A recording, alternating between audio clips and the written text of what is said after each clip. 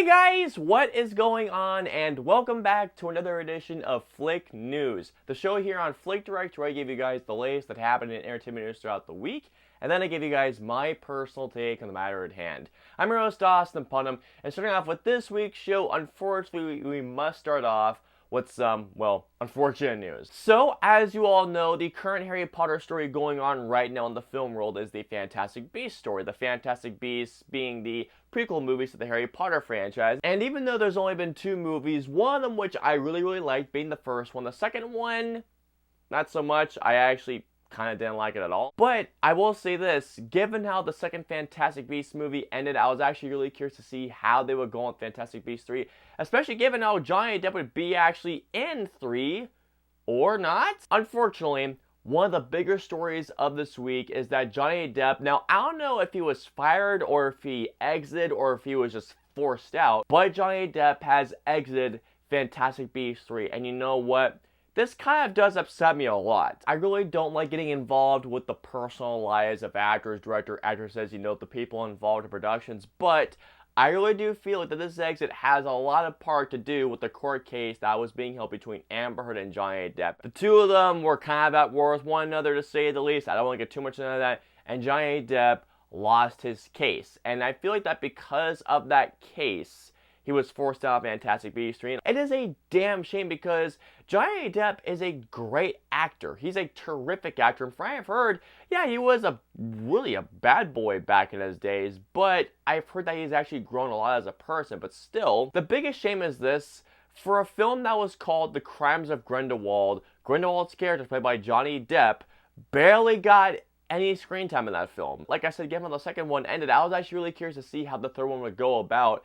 And now knowing that he's out of Fantastic Beasts 3, that's going to be one really weird thing that happens when we all see us going like, wait, oh, that's right, they recast Johnny Depp. From what I heard, I thought that Fantastic Beasts 3 was going to begin filming very soon, but knowing this is happening, I wonder if they're just going to shoot the scenes they can without Grindelwald's character in it. If not, I just wonder what they're going to do with it. So, coming up onto our next news story of this week, you ever see a headline and you just get some optimism for that certain project? Well, that's what happened to me when I saw this. The Uncharted movie has been filming, and it has wrapped filming. It is in post-production right now. This is actually really cool of Sony to do. So, while it was still filming, Sony flew out Nolan North to the Uncharted set, and he met Tom Holland, not in costume as Nathan Drake, but here's a photo of them just talking, and according to Nolan North, he's got it. He looks like he can pull it off, especially from that set photo, and even Tom Holland actually, in their discussion zone, is like, dude, I keep having that half tucking, but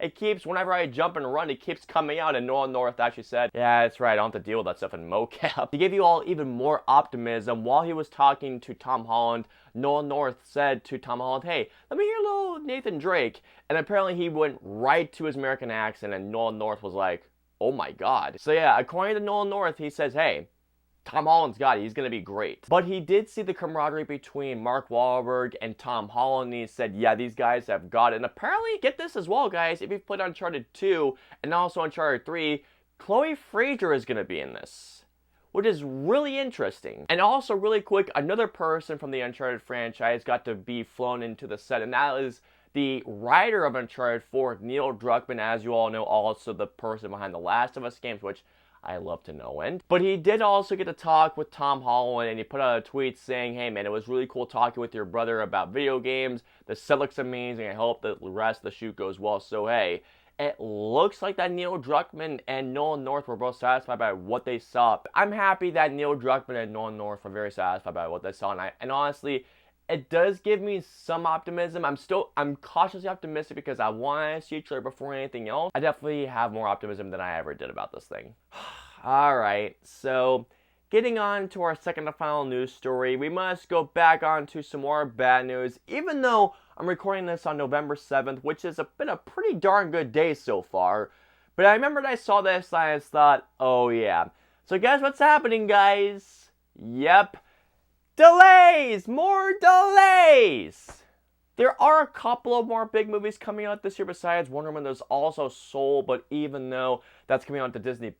But 2 more big movies have been delayed until next year, and that is Death on the Nile, which is the sequel to Murder on the Orient Express, to which wasn't too big of a fan of, but this actually looks really, really good. And then Free Guy was delayed indefinitely, I think, until next year. And Free Guy is the new Sean Levy, Ryan Reynolds, and Taika Waititi comedy, to which I was looking forward to seeing that a lot. It looked like a ton of fun.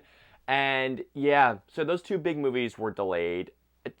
Free Guy looked like a lot of fun. I heard somebody actually say that it's actually really close to me, say it looks like a ripoff of Ready Player One, but I love Ready Player One, just saying. But it looked like it would be a fun little comedy with Ryan Reynolds, and I mean, although the trailer that I did see recently made it look like it gave away a lot of the movie, but still, I'm hoping that's not the case. But Death on the Nile actually looked really freaking good. Like, it looked terrific. Death on the Nile actually looked really interesting, and I hope it's better than Murder on the Orient Express, because that movie, for the most part, bored me. Nonetheless, I'm looking forward to seeing both of these movies, even though they have been delayed next year. God dang it, 2020, why? Getting on to our final news story of this week, we're going to end this week's show on a bit more of an optimistic note. So, if you guys saw Tenet, I did see it in theaters. I was going to see it again, although the 4K comes out next month, so I might as well just wait at this point, even though it's not the same as viewing an IMAX. But if you guys saw Tenet, I'm pretty certain that a lot of the showings in movie theaters weren't quite full, because as you all know,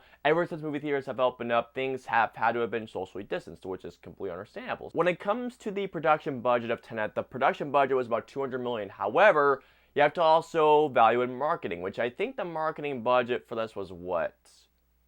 About $150 million, somewhere around there. And for the box office, Tenet made $347.1 million. Which is probably, I think this is probably the lowest grossing Christopher Nolan movie. But here's the thing, even though that Warner Brothers isn't really too happy with the returns for Tenet, but according to Christopher Nolan, he is thrilled with the box office. Yes, Christopher Nolan is really happy with how the box office. Let me just repeat this really quick. So the budget for Tenet was $200 million.